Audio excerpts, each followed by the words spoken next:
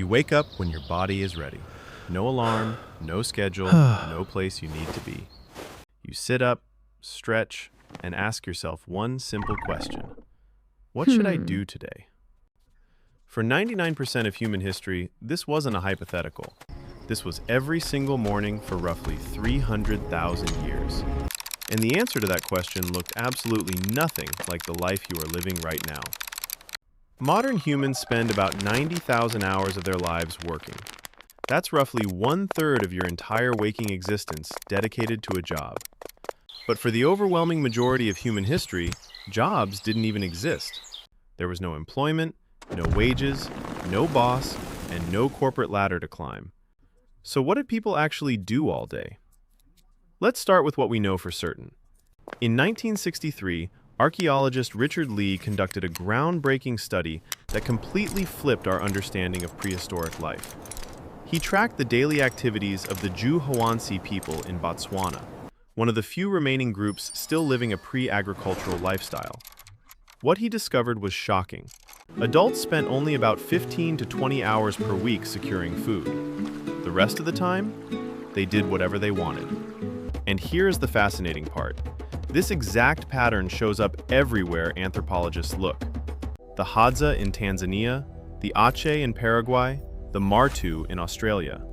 Completely different environments, different continents, yet the exact same result. Less than 20 hours a week spent on pure survival. For context, you probably work twice that just to pay your rent.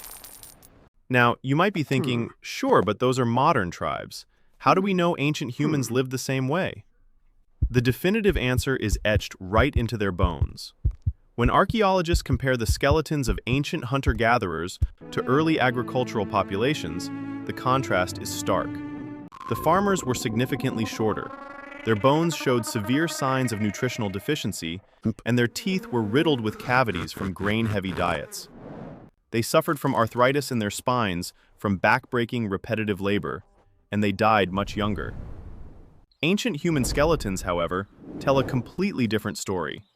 They were taller, stronger, had healthier teeth, and suffered minimal joint damage. Their bodies proved they were doing far less repetitive physical labor, not more. But the most undeniable evidence comes from something that shouldn't even exist if survival was a constant, desperate struggle. Art. In 1994, explorers discovered the Chauvet Cave in southern France, filled with paintings created roughly 30,000 years ago. These weren't crude stick figures. This was sophisticated art, rendered with perspective, shading, and a profound sense of movement. Someone spent hours, maybe days, deep inside a dark cave by firelight, painting lions and rhinoceroses on a wall. Not for survival, not for food, but for beauty, meaning, and self-expression. In Blombos Cave in South Africa, archaeologists found 100,000-year-old shell beads with tiny holes carefully drilled through them, meant to be strung as jewelry. The nearest coastline was 20 kilometers away. Someone walked a 40-kilometer round trip just to collect seashells, then spent hours meticulously drilling them just to look good. In Germany, researchers found a 40,000-year-old flute carved from a vulture bone, featuring perfectly spaced finger holes. Whoever crafted this understood music and pitch. They invested significant time into it, not for hunting, not for defense, but for pure auditory art. When humans weren't securing food, they didn't just sit idle. They created, decorated, and made things beautiful. So, let's reconstruct a typical day in the Paleolithic era. You wake up around dawn. The campfire from the night before is still smoldering, and someone tosses on fresh wood. You eat leftover meat or berries collected yesterday. Breakfast is entirely social. People laugh, talk, and loosely plan the day. Not because they are forced to by a calendar, but because that's what humans naturally do. Around mid-morning, a small group might head out to hunt or gather. But here's the catch. You don't go every day. If the hunt was successful 2 days ago and the camp has food, you might stay behind. You might spend the morning sharpening a spear, weaving a basket, or scraping an animal hide. This isn't work in the modern sense. There's no clock, no supervisor, and no KPIs. You do it because competence matters, because craftsmanship earns respect, and because making things well is inherently fulfilling. When hunting does happen, it's not the frantic, chaotic chase you see in Hollywood movies. Humans are persistence hunters. We track animals at a steady jog for hours under the blazing sun until the prey literally overheats and collapses. We are the only species that can sweat efficiently while running, allowing us to outlast any other animal. The hunt might take 3 to 6 hours. Once the animal is brought back and butchered, everyone eats, and by early afternoon, the productive part of your day is officially over. What happens next is what modern corporate workers find the hardest to grasp.